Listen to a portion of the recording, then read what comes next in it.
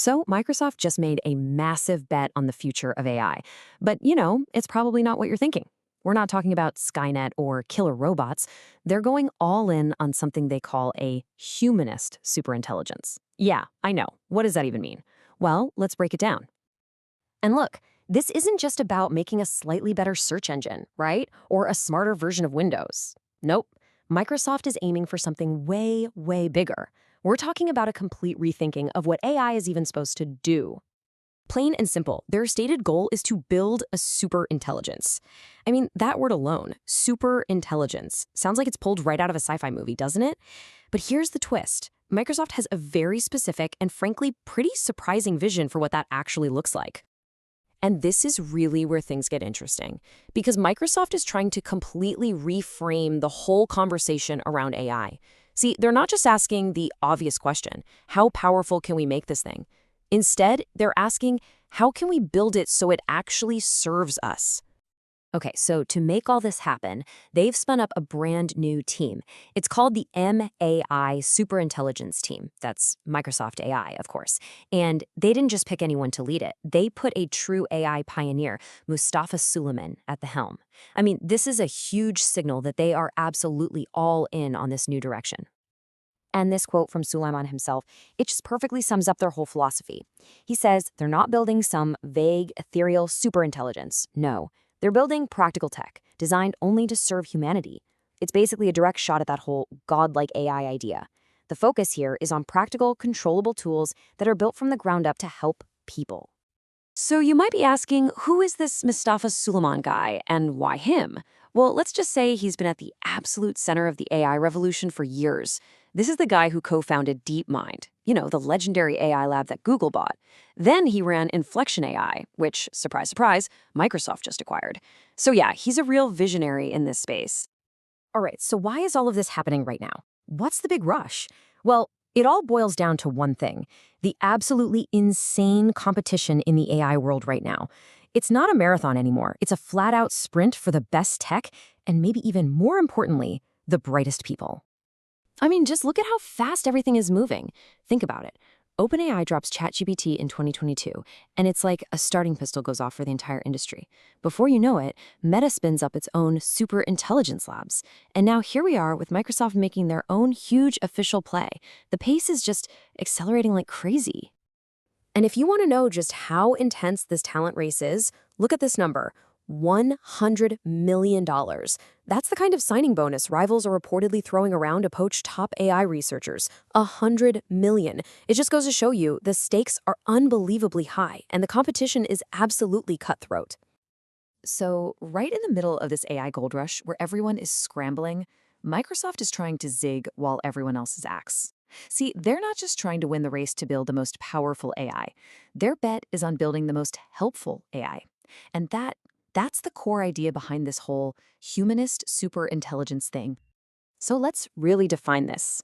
What is a humanist superintelligence? Well, the key thing to get is that it's not about building one single, all-knowing, all-powerful artificial brain. Forget that.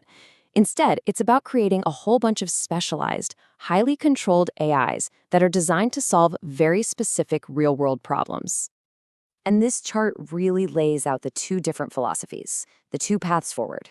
You've got the generalist approach on one side, this infinitely capable, let's see what happens kind of AI, where, yeah, control is a pretty big concern.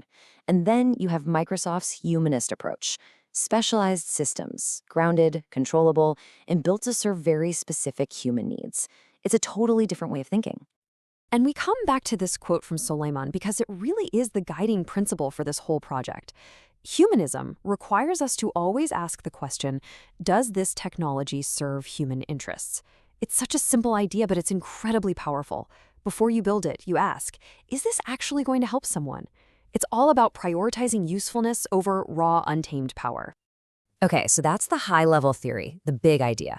But what does this stuff actually do, in the real world? Let's move from the abstract to the practical and look at some of the incredible things this kind of tech could actually solve. And really, the potential here is just staggering.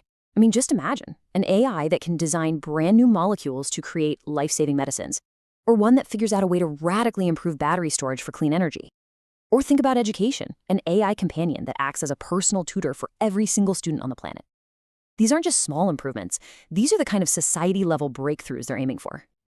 Now, while the possibilities are, almost endless, Microsoft seems to be placing a particularly big bet on one area to start: healthcare.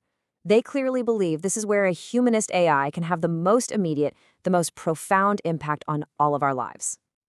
And get this isn't some far-off, in-the-future kind of dream. Suleyman himself is on the record predicting that we could see AI achieve expert-level medical diagnosis in just 2 to 3 years. That is an incredibly bold claim. But if he's right, it would completely revolutionize healthcare as we know it. Just stop and think about what that would actually mean for a second. An AI that can scan your medical data and spot preventable diseases way, way earlier than we can now. One that can help a doctor reason through an incredibly complex case, or even help hospitals plan and predict patient needs. This is what they mean by the humanist approach in action. It's not sci-fi. It's about solving real problems and making a tangible difference. Okay, so let's zoom out. What's the bigger picture here? What's Microsoft's ultimate endgame with this whole humanist superintelligence strategy? If there's one key thing to take away, it's this.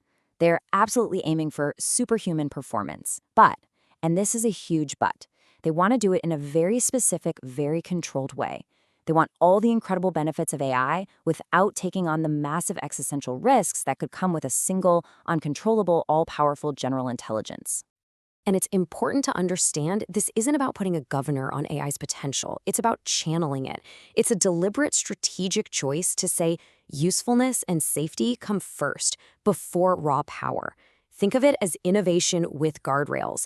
And that right there is a fundamentally different approach to the future of AI than what we're seeing from some of their rivals.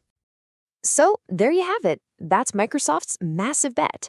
In a race where everyone seems to be chasing the most powerful intelligence, they're chasing the most helpful one. The big question, of course, is this: will their humanist approach, their focus on usefulness, be the key to actually winning the superintelligence race? Only time will tell. But it really makes you think about what we truly want from the technology we're building.